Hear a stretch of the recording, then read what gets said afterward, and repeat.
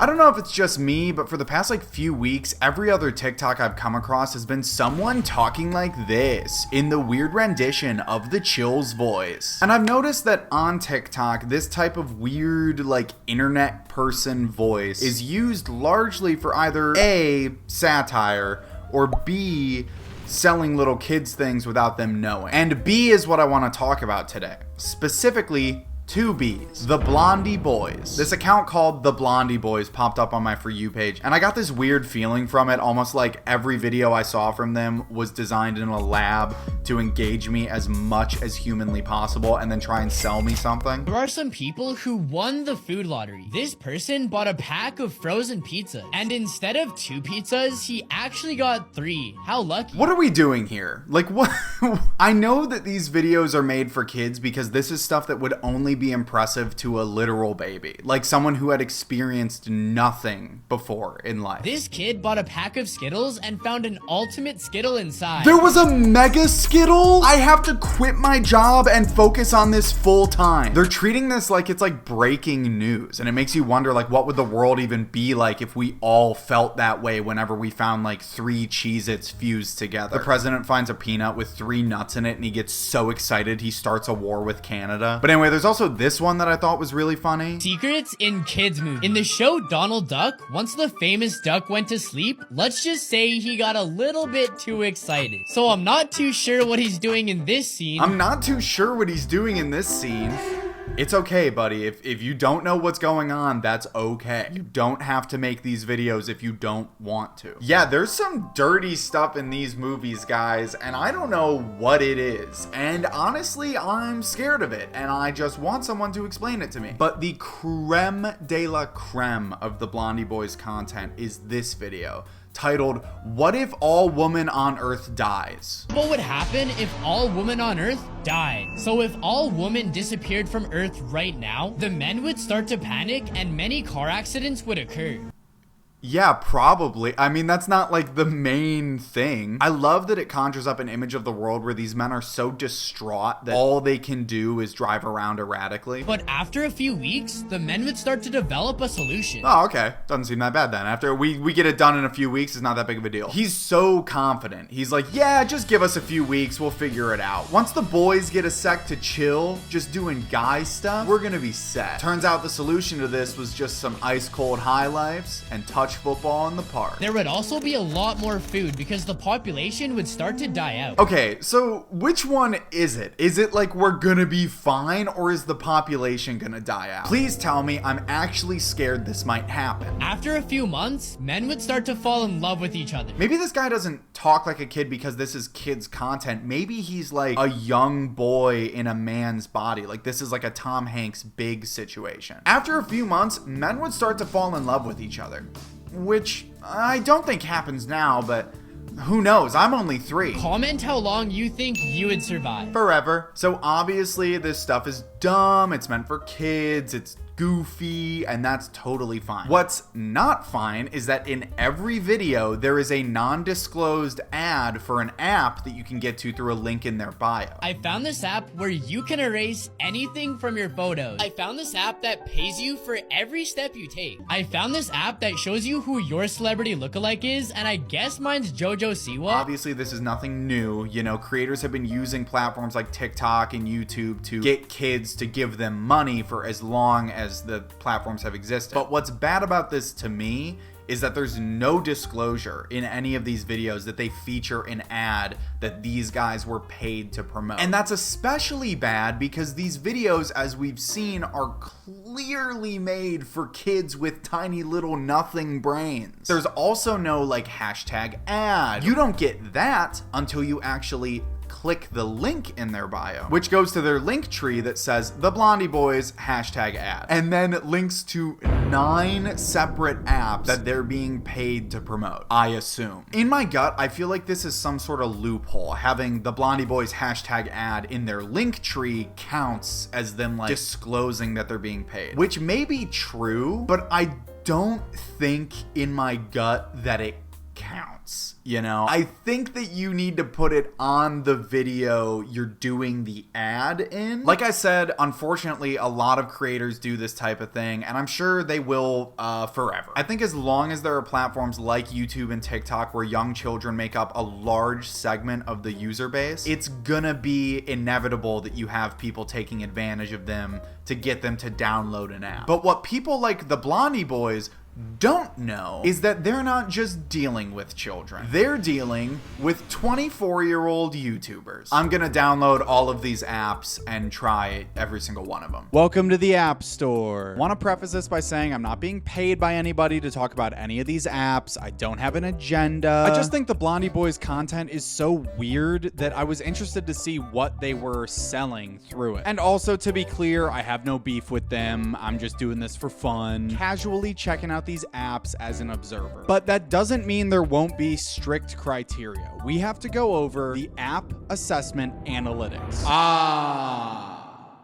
This is what I'm looking out for as I'm grading these apps. 1, is it a scam? Meaning, is it tricking me into spending money or giving it my data? 2, is it less of an app and more of just a vessel for ads? And 3, does it give me bad vibes? With these 3 criteria in mind, I will be ranking the apps on a tier list. Going against the grain of tier lists, S is actually going to be bad and F is actually going to be good. Starting at F, which stands for fun app, no notes, to S, which stands for shoot, that's no good. It's subversive, it's interesting, you get it. I'm not going to sit here and explain how a tier list works to you. You're not a baby, you're a grown man, you're 26, Braden, you have to start acting like an adult. Anyway, I was honestly a little bit surprised because I expected these apps to be like really scammy. I thought they'd have like a ton of microtransactions and ads, but actually, in reality, most of them had a ton of microtransactions and ads, and they were pretty scammy. But that being said, there were some of them that were just like legitimate products. Those 2 are going to go right to the F tier, which remember is the good one. And those are NordVPN and Airbrush. NordVPN is like a pretty well-known VPN service. I actually use it myself, so I have no qualms with it. Airbrush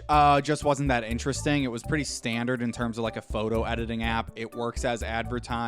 Neither one of them felt like a scam to me. Neither one of them had bad vibes, and they don't have ads on them. So I figured I could just skip reviewing those and put them right into F. Honorable mention, too, is the Dream app. I honestly had a pretty fun time with that one. My name? What's a funny name? Funny name that everybody's gonna laugh at. They're gonna think it's so funny. Balls. Wait, can I do emoji? My name is 3 crying laughing emojis, 100 sign emoji, dollar bill, drip emoji. The app immediately prompts you to enter your last dream, and so I did, and then before I could see the analysis, it then asked if I felt like paying $60. Overall, my scam rating for the Dream app is D, which is, remember, pretty good. The only place it lost points was that it tried to like trick me into subscribing for the full year. When you go to analyze the Dream, there's no clear indication that you don't need to have the free trial to see the analysis. They make it seem like that's what you have to do, when in reality, you can just click through and see the analysis anyway. In the same token, Hint is a standard astrology app. It's actually a lot like CoStar, which I use semi-regularly, but like the Dream app, it also desperately wants you to pay for features and information that you could find free elsewhere. It's got like my whole chart here, or no, it doesn't. Sorry, it has my sun, my moon, and my rising, and then everything else is behind a paywall. So that makes Hint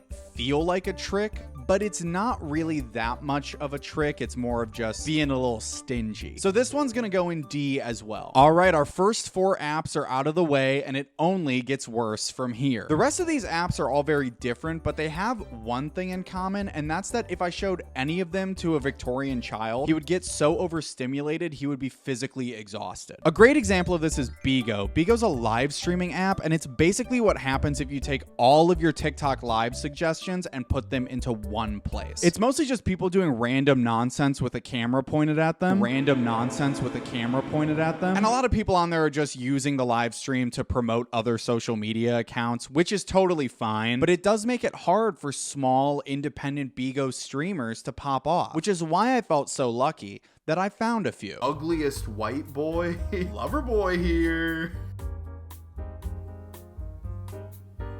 Hell yeah, brother.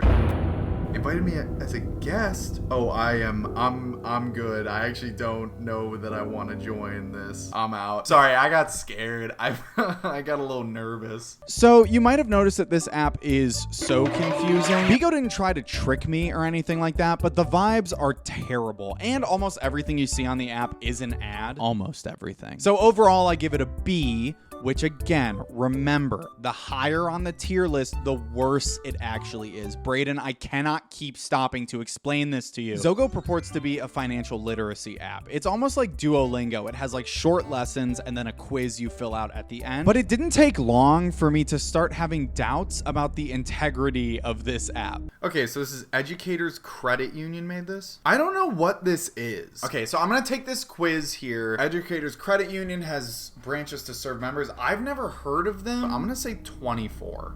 Number to be proud of. Yes, I am happy with my primary financial institution.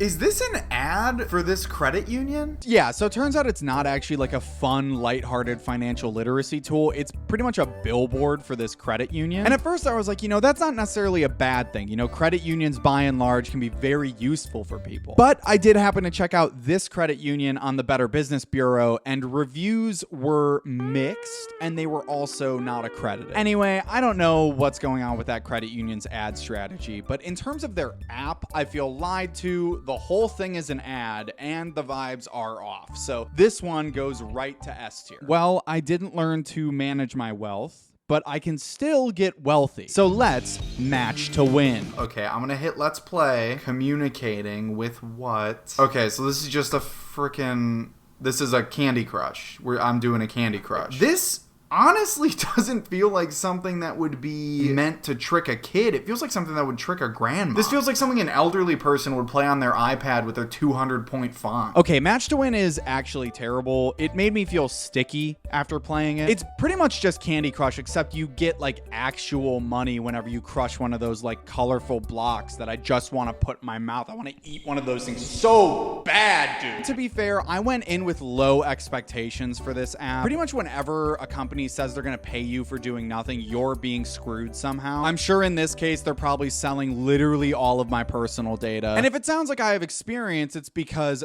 not to brag, but when I was younger, I used apps like this because I thought they would make me rich. And still not bragging, my bank account was hacked multiple times. That being said, I was surprised by how little they seem to care about making the app seem trustworthy. This is the lowest resolution intro page I've ever seen. Oh my god. This one's a doozy. I think you can see this coming. This is our second S. I really needed that one to work out, but that's okay.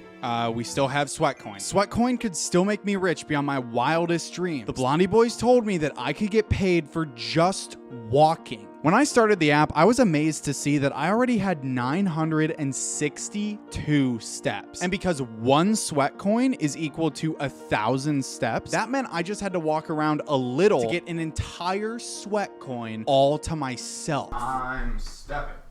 I'm walking. Why is it not registering that I'm walking? I am walking. Oh, there we go. Now we're cooking, dude. Hell yeah. Oh, it's popping off like crazy.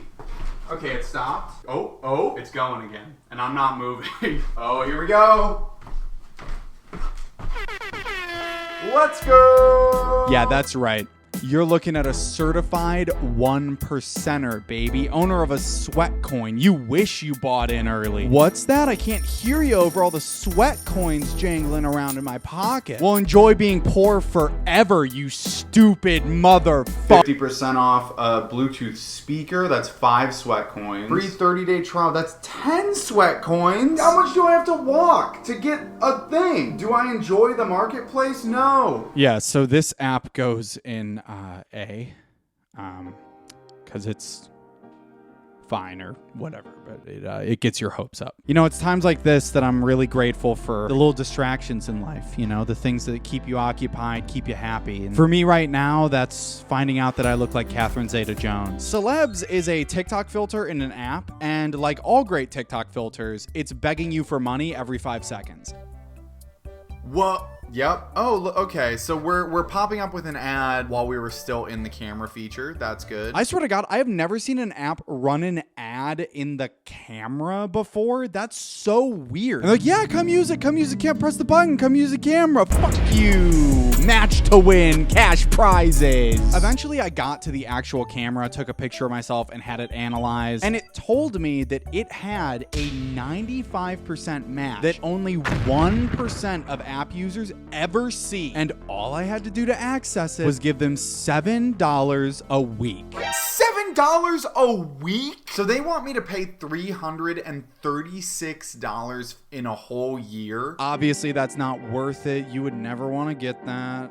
Unless I told you they also tell you what dog you look like. Surprise, everybody. This app also goes in S for sucks. And there you have it. That's all 9 apps that the Blondie boys are plugging reviewed. And I was thinking, wouldn't it be nice to give them some sort of grade? You know, I've been ranking these apps. It'd be great to give them a hard piece of data that they can look at. If we break down this chart into numerical values, F being 0, and then 1, 2, 3, 4, 5, so on and so forth, then add up our total based off of how many are in each category and divide that by 9. We can get the average score of the apps that they're advertising. That score is 2.77, but we're gonna round up here and put them in the B tier overall. To me, that might be a little high, but even if it were lower, I think there's a serious argument to be made that if these apps aren't in the no problem good app section of this chart, you probably shouldn't be advertising them to kids. I think there's a very reasonable point to be made that if you are someone with a large young audience, it's kind of your responsibility to thoroughly vet the things that you're advertising to them. Maybe that's a hot take, but I feel like we can't trust some kid with his mom's credit card to not open up an account at a local Wisconsin credit union and then get that same account's information stolen because he put it on the line to get money from a gambling Candy Crush. And also, I don't think they're choosing to advertise these particular apps. I think that's probably a decision being made by the company that distributes the ads. So yeah, you know, I don't think that the Blondie boys are like evil dudes. I don't think they're wicked people. But you know, I think we could always stand to think a little bit more about what kids on the internet are exposed to in terms of advertising and